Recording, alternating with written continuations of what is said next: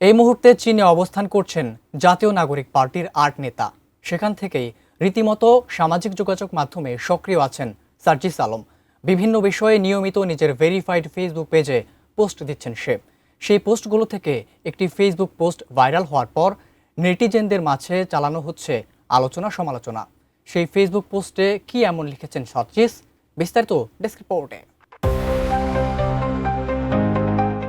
এশিয়ার উন্নত দেশ চীনে 4 দিনের দলীয় সফরে গেছেন জাতীয় নাগরিক পার্টি এনসিপির 8 নেতা। গত 26 আগস্ট দিবাগত রাত 10টায় ঢাকা থেকে রওনা দেন তারা। 30 আগস্ট দেশে ফেরার কথা রয়েছে তাদের।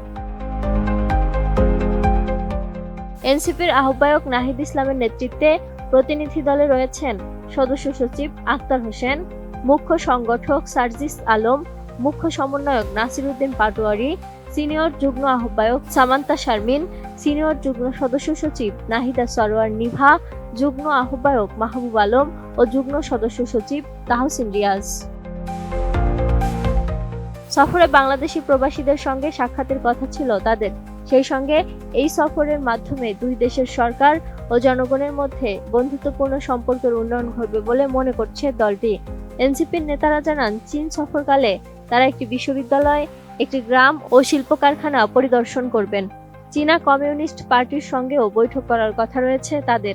এনসিপির দলীয় সূত্র বিষয়টি নিশ্চিত করেছে।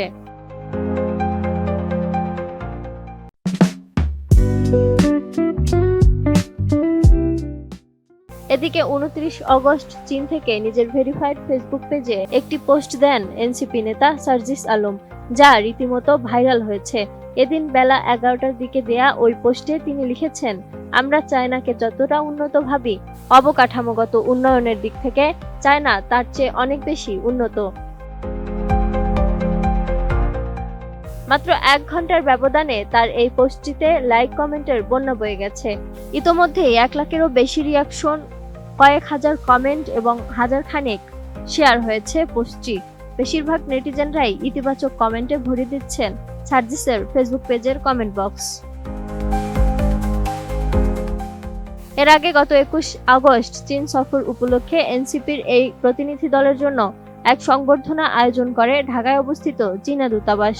এতে উপস্থিত ছিলেন বাংলাদেশে নিযুক্ত চীনের রাষ্ট্রদূত ইয়াও ওয়েন। 26 আগস্ট রাত 10টায় রওনা দেন তারা।